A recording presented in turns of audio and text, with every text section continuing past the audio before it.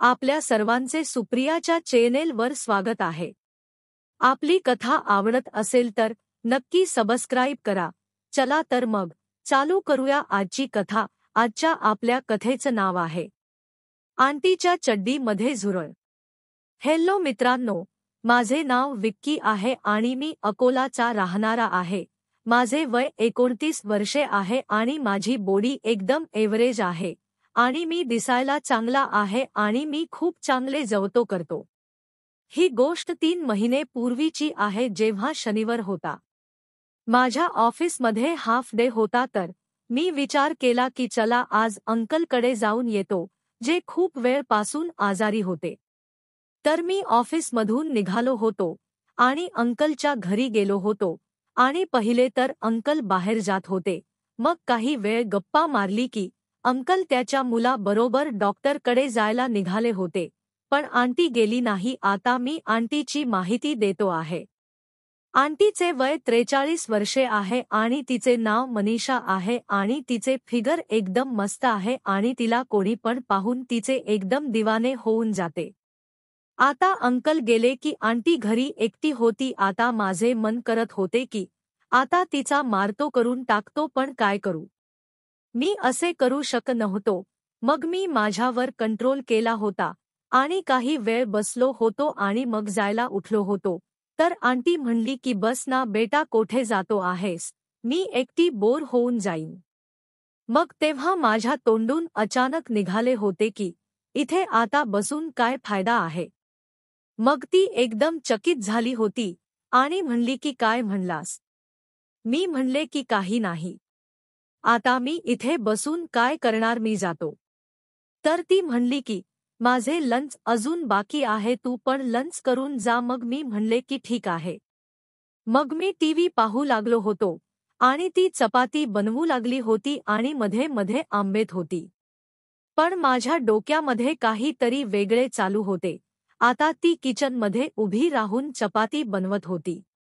मग अचानक माहिती नाही की काय झाले होते, ती एकदम ओरडली होती आणि ते ऐकून मी एकदम घाबरलो होतो आणि पाहिले की तिने तिची साडी गुडघ्यापर्यंत वर केली होती। आता मी तिचे कडक पाय पाहून एकदम वेडा झालो होतो आणि विचारले की काय झाले आंटी? तर ती म्हणली की बेटा, वाटते आहे की आतमध्ये झुरळ गेला आहे आणि आता ती एकदम जोराने तिची साडी हलवत होती। मग मी म्हणले की आंटी, तुम्ही आतमध्ये जाऊन साडी काढून त्याला काढून टाका। मग ती धावत बेडरूममध्ये गेली होती। मग मी हळूहळू तिच्या मागे गेलो होतो आणि तिने दरवाजा बंद केला नव्हता। मग मी पाहिले की तिने साडी काढली होती आणि कपडे पण काढला होता आणि झुरळ आराममध्ये तिच्या चड्डीवर होता। मग तिने त्याला बाजूला करायचा प्रयत्न केला होता तर तो उडून तिच्या चेहऱ्यावर आला होता। तर ती एकदम ओरडली होती आणि मला आंबेआवू लागली होती। जेवतो। मग मी आतमध्ये गेलो आणि तिला पाहून माझा दांडा एकदम उभा झाला होता। आता ती चड्डीमध्ये होती। आता तिला काही पण होश नव्हता। मला म्हणली की बेटा, याला बाजूला कर। मग मी तिचा कपडेवर केला होता आणि त्या झुरळाला पकडून बाल्कनीमधून बाहेर फेकले होते। मग मी आत गेलो तर माझे डोळे तिच्या कडक पायावर अडकले होते। तिचे पाय एकदम गोरे पान होते। आता मी तिला असे पाहत होतो आणि ती लाजत होती।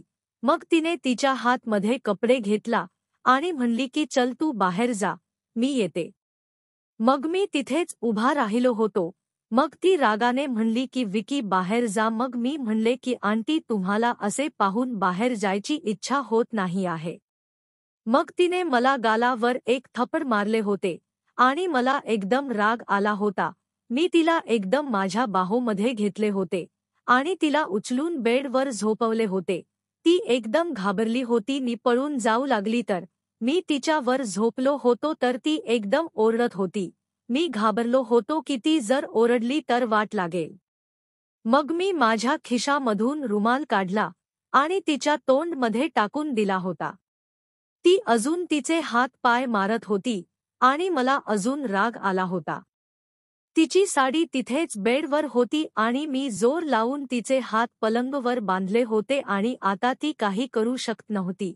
ती रडू लागली होती. मी म्हणले की साले किती दिवस झाले तुला पाहून हात मारतो आहे, आज तू वाचणार नाहीस. आता तिचा कपडे तर आधीच निघाला होता तर मी खाली गेलो होतो आणि तिच्या पायावर माझी जीभ फिरवत होतो आणि तिच्या पायावर किस करत होतो. हळूहळू तिच्या चड्डीवर आलो होतो आणि तिची चड्डी काढून टाकली होती. आता ती जोराने तिचे पाय हलवत होती. मग मी माझे हाताने तिचे पाय पकडले होते आणि तिला पसरले होते आणि मग मी तिच्या चिचीवर माझे तोंड ठेवले होते आणि चाटू लागलो होतो. वाह, काय मस्त टेस्ट होता तिच्या चिचीचा. मग ती गरम होत होती आणि तिने तिचे पाय हलवणे बंद केले होते आणि तिला पण मजा येत होती. मग मी माझी जीभ आतमध्ये टाकून चाटत होतो आणि मग ती तिची टिंगार वर करून मला चाटायला देत होती आणि मी पण चाटत होतो. मग मी माझे एक बोट आतमध्ये टाकले आणि आत बाहेर करू लागलो होतो. मी तिचे आंबे कपडेच्या वरून दाबू लागलो होतो. मग मी माझे तोंड तिच्या चिचीवरून बाजूला केले होते आणि तिच्याकडे पाहिले तर तिचे डोळे एकदम मादक झाले होते. मग मी तिला विचारले की हात सोडू का? पळून तर जाणार नाही ना? मग तिने नाही म्हणले होते. मग मी तिचे हात आणि तोंड उघडले होते. मग ती म्हणली की साल्या थांबलास का? मला ठोक आज तू. आज तर मला खरी मजा येत आहे.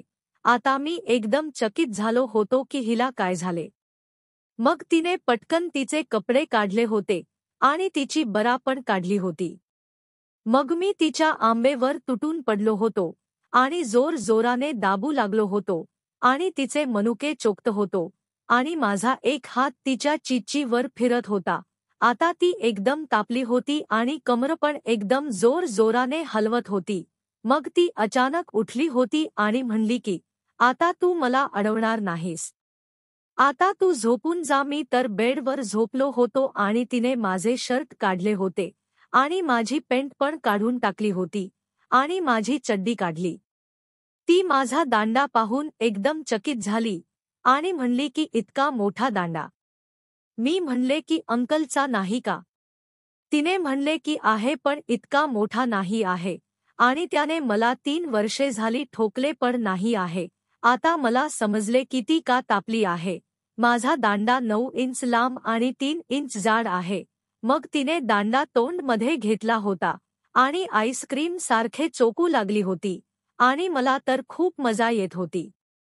मग ती 6-9 पोजमध्ये आली होती आणि माझा दांडा चोकत होती आणि मी तिची चिच्ची चाटत होतो.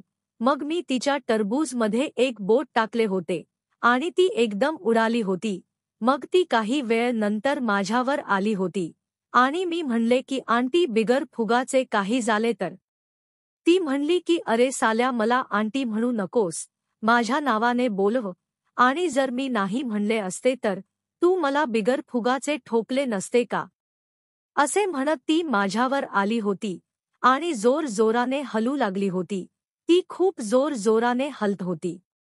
मग तिने माझ्यावर 20 मिनिट ठोकले होत आणि तिने 3 वेळा पाणी काढले होते. आता माझे निघणार होते तर मी म्हणले की मनीषा माझे निघणार आहे. मग तिने काही ऐकले नाही आणि उड्या मारत राहिली आणि मग मी तिच्या चिच्चीमध्ये एक धार सोडली होती. आता आम्ही एकदम दमलो होतो पण आमच्याकडे आराम करायला वेळ नव्हता कारण की अंकल कधी पण आले असते.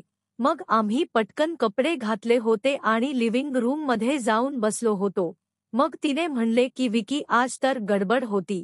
1-2 दिवस मध्ये तुझे अंकल आणि माझा मुलगा बाहेर जाणार आहेत. तेव्हा मी तुला कॉल करते आणि मग आपण दोघे रात्रभर खूप मजा करून घेऊ. तू ये माझ्या घरी. मग मी म्हणले की ठीक आहे आणि मग ती जेवण बनवायला निघून गेली होती. तर अशाच कथा, छान मराठी कथांचा आनंद घेण्यासाठी आपल्या चॅनलला सबस्क्राईब करून बेल आयकॉनवर क्लिक करा. कथा शेवटपर्यंत पाहण्यासाठी तुमचे धन्यवाद. कशी वाटत ते कॉमेंट करून